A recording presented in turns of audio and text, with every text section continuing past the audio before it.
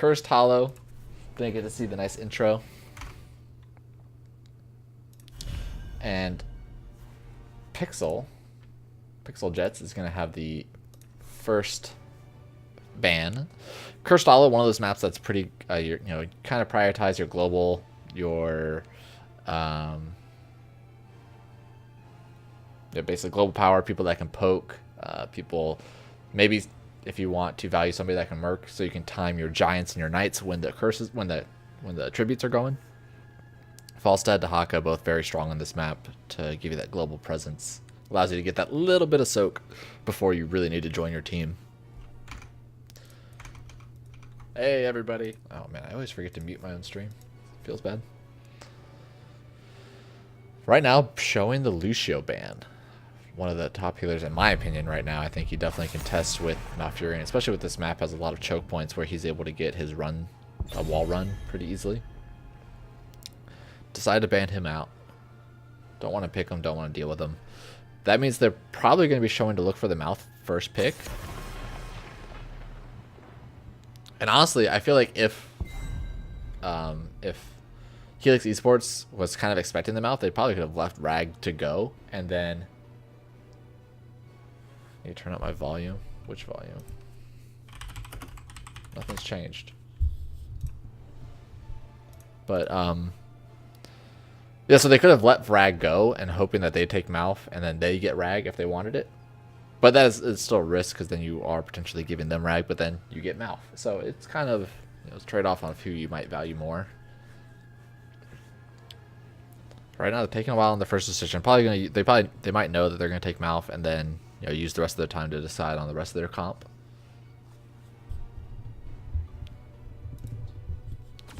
Yeah, there it is. So Malfurion does get taken.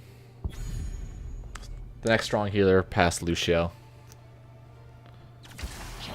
And right away answered with the ETC Dahaka. Getting both their tanks out of the way. Dahaka giving them the global power. ETC just solid tanking, solid interrupts, solid self-sustain. Just one of the top tanks right now, definitely. Especially if he decides to go stage dive, that's even more global. Probably don't need it because you'd already have Dahaka and he's enough, but it's a possibility. So right now I think Pixel Jets is going to be looking to take their tank unless they're not worried about the ban phase, because that would be 4 picks before they can take their tank again, and that's going to severely limit their pool. Honestly, the tanks that are left, you're not going to take Varian here, I don't think. So I would imagine taking... Honestly, they could still work with Muradin. They might just not want to show it yet. They could probably just wait until their 4th pick to see what the next 2 picks and the bans go on. There's still, like, the next couple tanks now are all pretty even between Joanna, Muradin. They actually go for a Nubarak. All that they see on the other team is ETC Dahaka. They did take up Vala, which is one of the bigger counters to a Nubarak. So taking Vala, knowing that the Helix Esports cannot take Vala against a Nubarak, and might have to limit them to another auto attacker that beats on a Nubarak really easily. So it might limit it to a potential Rainer, potential Zul'jin. I wouldn't want to see Zul'jin here, but so there is going to be some other tank going along with the Nubarak. Helix Esports could ban out the Sonya. That's a pretty good enabler with a Nubarak. They could ban out the Zarya, honestly. Actually, a Zarya with a Nubarak and a Vala would actually be very scary here. I would definitely see value in banning out Zarya. Tassadar is along the same lines. Tassadar gives Vala shields, gives the Nubarak shield, so it's the same in the same vein. We'll have to see if they decide to ban out if they decide to pick the Zarya, or if Pixel Jets decides to pick Zarya. So I think Pixel's probably going to be looking to ban another Nubarak counter here,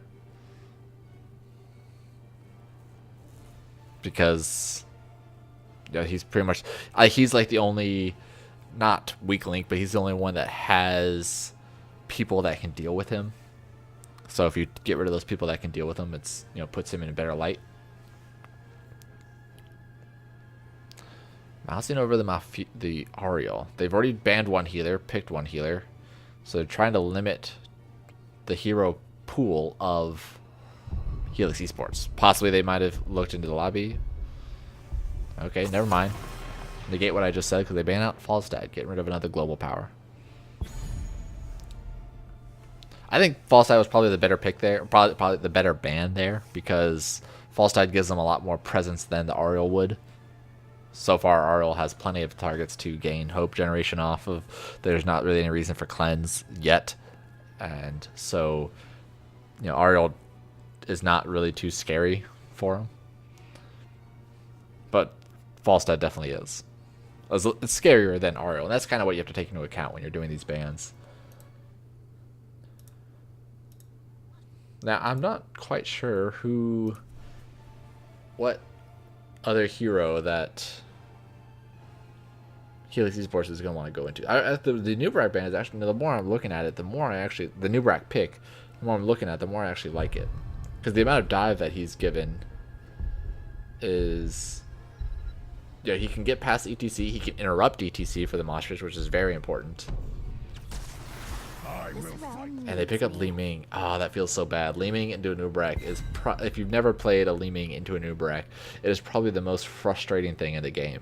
His beetles just always seem to be right in front of your orb, and they soak up so much damage you'd be surprised. Plus, a Nubrak has the base dampen magic. So, we'll have to see how Li Ming is going to play around the Nubrak, trying to get herself in favorable positions to not get the beetles interrupting all of her spells.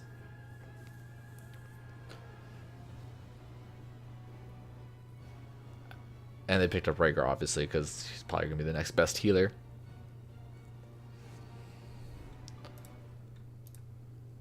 So right now, Helix Esports, or Pixel Jets, is picking their last two. They're looking probably for another melee, because they have to have another frontliner with the Nubrak. He's not a solo tank. I would like to see Zarya, honestly.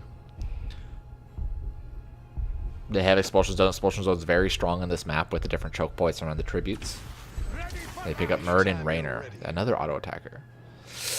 I don't know about the Raynor pick. I think they probably easily could have picked up their own mage at this point, or another enabler for the front line. Muradin's there, another divey hero, has some stun, has some peel. The Thunderclap's not going to get too much value, but the stun always does. I mean, they have stun lock. Muradin stun, a Nubrak stun, 2 stuns actually from a Nubrak, and then Malfurion roots. So they do have a lot of lockdown for the auto attackers, but their damage is all sustain right now. Rhaegar can kind of deal with sustain decently enough. He does have some AoE healing. But if they get blown up from the Li Ming, if her orbs hit because of those beetles, then that could definitely cause a problem for the Malfurion. I think they're going to be looking for another. I was not expecting Sylvanas. Not at all. I don't know where she fits in this comp. We'll have to see how it plays out. I mean, maybe they're looking for the silence or mind control, maybe. But I don't see too much value out of her. I mean, she is essentially an auto attacker. Her withering shots can pop dampen magic on the Nubrak. What's up, Teddy Bear? I don't know. I don't see what she's gonna bring to the team comp. The cursed tributes already do her trait, so it does allow her to push. When they win only, like if it's a 2 to 3 trade and they don't really have their tanks up, Sylvanas can still push. So I mean that's always a strong aspect of her. But during the actual team fights, during the tribute, she has no poke. She has no, I mean, only with her dagger, which is, she gets the cooldown. It can help out pretty well to delay tributes to allow Dahaka to kind of get soak. We'll have to see how it plays out. I'll be interested. Right now, if I make predictions, neither team have portrait synergy. I'm actually probably going to call, I don't know, I think I'm still going to call Helix right now, just because I think their comp might have a little bit more versatility.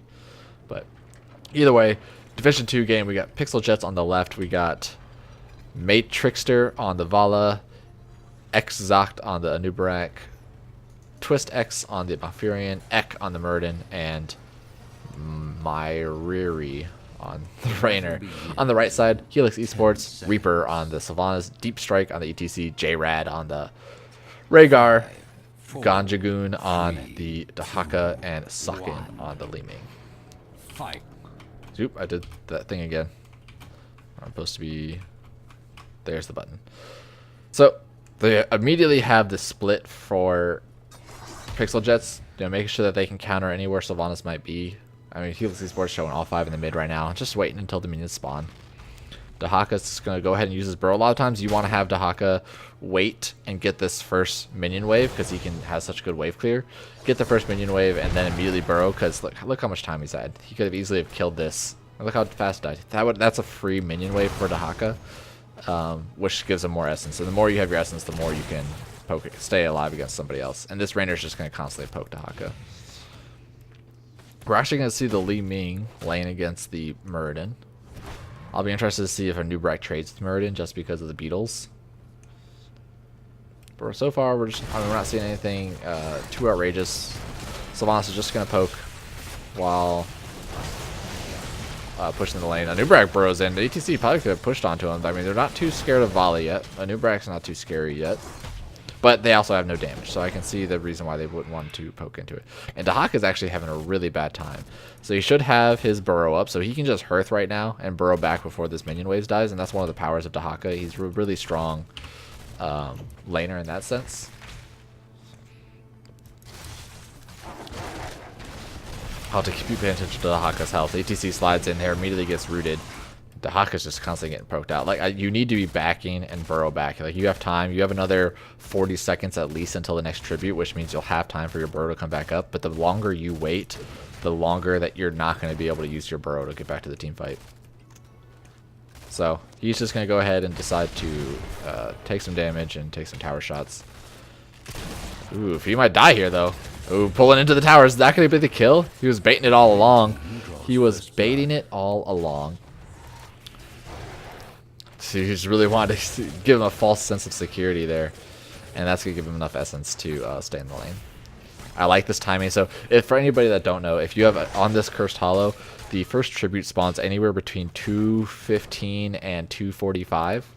And so usually right at 2 minutes you want to take your giants so that way they can be timed when the curse spawns. And so now if the curse happens to be top lane, if the tribute happens to be top lane, then those giants are going to be pushing bottom, and it's going to force Pixels to make a decision. Yep, so 240. Curse tribute is top lane, so this does help this siege giants. And now, right now, there's 4 members top versus only 3. Dahaka is going to stay down here to get some push value, and he's going to burrow at the last second. If Raynor stays down here, I think that's more value for... Ooh, another pull. This could be another kill with those giants putting them at a well. Oh my gosh, no. So close. The knockback saving Raynor just barely. Tribute immediately gets taken up on top lane.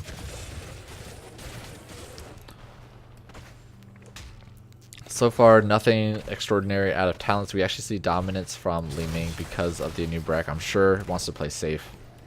We're seeing Hungering Arrow build out of Vala. I'm very surprised by that. I don't think Hungering Arrow build provides any value compared to either auto attacks or multi-shot. Hungering Arrow is really only for BOE when you're racing an objective. Muradin's having a tough time with this Li Ming, probably soaking some damage.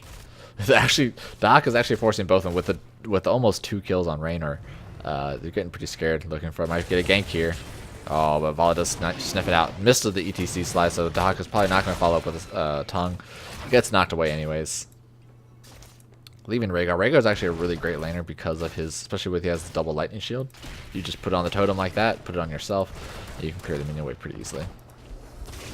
What a great swap. So Anubarak came up here because Muradin could not take the Li Ming, and Sylvanas immediately swapped to try to get the Anubarak because she is going to outpush him. Plus, her, like I said earlier, her Withering Fire is going to get rid of his Dampen Magic. Once again, Dahaka's getting low. Oh, so close. One more auto attack and then, I mean, just a little bit off. If he had done one more auto attack and then used his Q, that Dahaka would have been dead. But he'll be able to hearth. What a risky play. He didn't know Raynor left yet. He'll be able to hearth and burrow into the team fight. And this is a favorable position for them. If they get control of this bush, which is where Dahaka's coming in, then what a stun from ETC. That power slide hitting 2 members right onto the Rainer with the drag, and followed up with the Leeming. Good communication between the team to knowing when Dahaka is burrowing and for ETC to slide in right away. Already a strong showing for Helix Esports. Hungering build on a curse is an EU thing. I don't see it. I mean, I guess you only want it for the poke. I don't know. I don't think it gets value. Like, you might as well have multi-shot.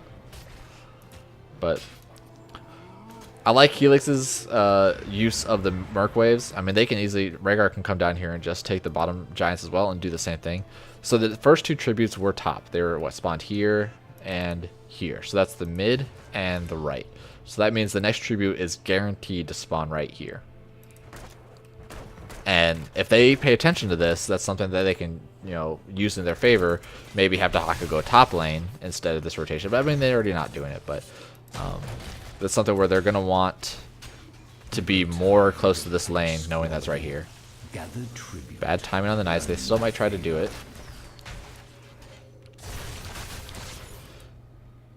What do we see here? Are they just going to give this tribute and go boss? That's exactly what they're going to do. I mean, I wonder if they're going to sniff it out to check that boss. They might. If they're smart, they're just going to immediately take this boss down here. They have to do a counter boss. Because if not, then Helix is going to immediately come down to bottom boss and try to invade it. Especially with their potential 10 advantage. Not really going to have a 10 advantage. But they're probably like, oh crap, man, we should have been taking our own boss. I missed this Valo almost dying down here. Level 10 hit. We have isolation, getting some of the silences out. Vala's forced to back away, and Dahaka's just going to be down there for soak. Right now, I mean, Dahaka is getting most of their experience. He's actually as the tank.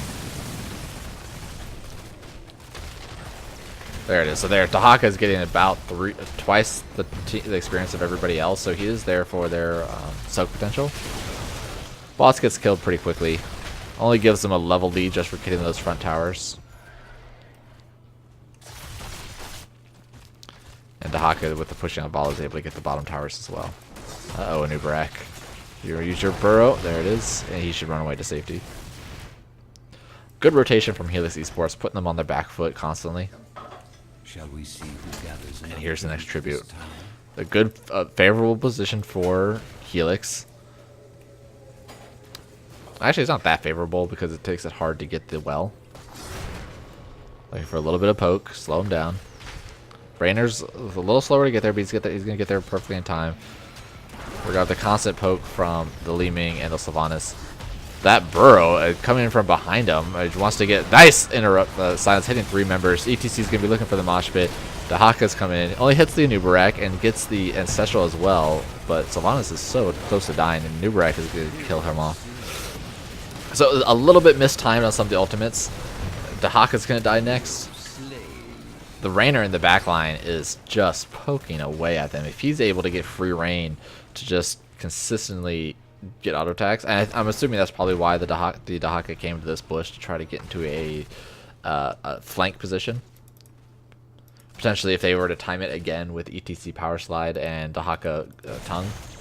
But now this is Pixel Jet's turn to get the boss, and they're gonna burn it down pretty quick.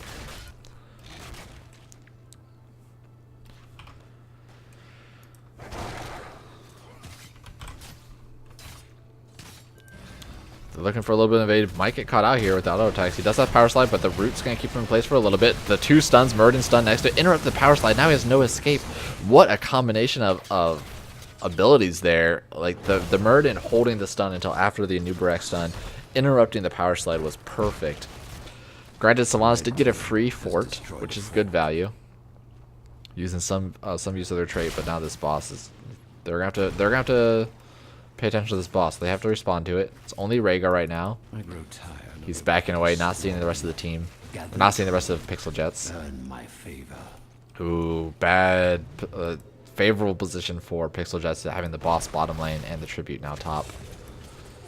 Dahaka doing a little bit of poking. Both teams just hit level 13. Again, nothing really out of the ordinary. Team has destroyed a fort. And they're just going to give them curse and say, hey, we're going to probably defend this well enough. It is fort to fort. They'll be able to, Pixel Jets will be able to get this top fort pretty easily. Top damage coming out for Li Ming and for the Rainer. We're going to pay attention to Rainer's attack there. He's actually going to be isolation to hit the Murden. Could try to keep himself out. He just does have his burrow since Murden was silenced. Red team has destroyed. Either get away for safety. And I like this. So they're not even going to defend the curse. They're just going to push in general. Having all 5 members here, and they're just going to look for a keep. They're saying, hey, you have curse, but we don't care. We're just going to push anyways. We don't need curse to get a keep. And this is actually going to force... I mean, they'll get all forts for it, so it is... I mean, it's cheeky, but I don't know if it'll play out for them because they do have Sylvanas. They got the Hyperion out for Rainer, so that's one ultimate. It's a pretty long ultimate, but we're still waiting. Isolation's still not up yet. Oh, if that stun hit that time, that would have been a problem. Dahaka getting the pull on the Malfurion. If we get a silence from Sylvanas, the silence hitting 4 members, but it was right after the Tranquility came out, so Malfurion was able to heal up. ETC Mosh Pit hitting nobody, and he's going to pay for it. Oh, never mind. The Ancestral comes out and hits a full heal, and Dahaka has his essence. And another turn of events. So they pushed into it with Hexkit to the Malfurion, not able to capitalize, and then get turned on and lose Dahaka. What a back and forth fight. So, I mean, for a curse that went to Pixel Jets, it's still... I mean, it's not too far behind on objectives. It's only 1 fort up. Still, most of the keep walls, so that's pretty good. Looking to invade onto this boss. They're not 16 yet. If they sniff this out, this could be an invade. No ultimates for any team. Besides Li Ming, of course. Are they going to sniff this? This could be a free boss. I think it is. Rhaegar's already bottom. They're not even going to check it. And this is just going to delay them enough to where they're going to be able to... I mean, they'll respond to this boss pretty quickly. But it does allow Pixel just to have full control of the map. Uh-oh, Li Ming. Uh-oh. Oh, no. Nice blink to dodge the new Barak. Interrupting, but I think she's guaranteed to die. Vala did use Stray Fort, but it's a pretty short cooldown. Just stayed there a little too long, especially after seeing the boss being taken. There was really no reason for her to be there anymore because, you know, they have to go somewhere. So we're just looking to get a little bit of 16. Dahaka's the one that should be down here for 16 and then just burrowing out. But able to get 2 more keep walls. Helix Esports not 16 yet. They're looking to get this keep though. Getting some poke damage. They don't have Li Ming. Li Ming's one of the best defenders on any type of objective or any type of base defense, just because you can just sit behind a fort and do damage. Who gathers enough tribute this time? See the hardened focused. Almost level 16. Oh no, we got a party bush. Are they gonna bait into this? They see the Murd in there. They don't want to engage too far without some poke. They could have just power slide into it. Murd is coming in, but they just wanted to interrupt the tribute a little bit. They're looking for this tribute. They don't have to get it because, you know, there's still another tribute in time, 2 more tributes in time before Pixel gets another cursed. But that's 2 ultimates down, and they should probably force somewhere, knowing that they're an ultimate up, but Dahaka just burrowed out, so he's not going to be part of the fight. I mean, they have all their ultimates, and they just lost Avatar and Hyperion.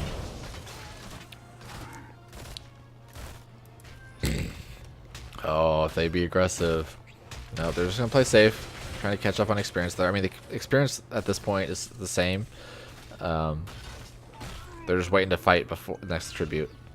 Next tribute should be in about 45 seconds. Probably seen it at the 15-minute mark. Boss is up. Still no ultimate, still no Avatar, still no Hyperion.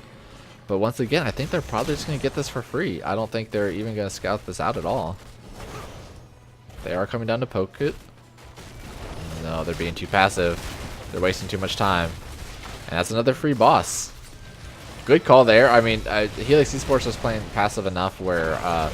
oh, that burrow in from Dahaka is coming in to try to get some engaged. Nice ETC mosh pit hitting 4 members, and there's no interrupt available since Vala went strafe. What a mosh pit, getting 3-man kill, 4-man kill, and this is going to be a cursed. They only need to send 1 person to get this tribute. Oh, they could just... Are they just going to go core here and just have Dahaka go out there? They're just going to ignore this boss and possibly go core. What a bold call. But they have 30 seconds. That's plenty of time. They have Sylvanas. They don't even need it. They don't even need... Actually, honestly, Dahaka didn't even need to go to the tribute. Red team. They're just going to base here. Vala's backing, doing a little bit of defense. Dahaka has... I mean, the only reason I said that is because Dahaka does not have any way to come into the fight like this. If he just stayed there, but if they lose ETC, that could be painful. That could blow back. They don't have Ancestral for another minute. Everybody's just going straight onto the core, and I think that's game. That mosh pit...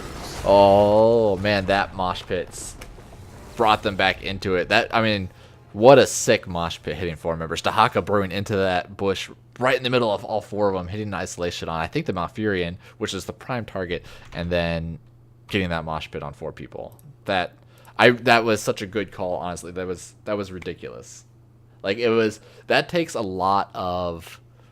I don't know, like a lot of... Not cojones, but it takes knowledge of knowing how much kill potential you have. Like, okay, we got 4 members down. They have only 45 seconds. We have Sylvanas. We can take the keep for free. We don't even need the tribute because we have a Sylvanas that does the same thing. And then 30, like, it only takes 15 seconds to kill a core. If you have everybody up, I mean, I'm serious. If you have 4 members up, it takes 15 seconds to kill a core. And so knowing that, I mean, they were already at the bottom lane. They were already so close to the core with that keep open to them that they just went for it. And you know, if Dahaka didn't go up to the tribute, they would have killed it even faster. So, because Dahaka had no way to burrow it. Like, I don't think he even got to. I'm like watching the replay. There's no way he was even close to the core when they killed it. So, little tweak there, but they said, you know, screw the boss. We don't even need to defend. We'll go for it. So great call by Helix Esports. That call made my prediction come true. So I'll have to give them props. They obviously knew. I knew it all along, guys. I'm telling you here. I knew that's what they were planning the whole time. So, anyways, that's gonna be it for tonight. It's only got the 1 game. That was a good one. I like the team fights. There's a lot of back and forth there, in and out. We'll hope to see both of them again. There's a lot of games going on, so hopefully I'll cast you guys again. But so should be able to check the VOD. It'll be going up on YouTube pretty soon, probably in the next hour, 30 minutes. But if you want to check it out. So, anyways, it was fun. Thanks for allowing me to cast. Hope to see you guys tomorrow. I got a best of 3. No, that's not true. Tomorrow I don't have any games. Thursday I have a couple, and Friday I have a couple. So, anyways, I hope to see you guys later.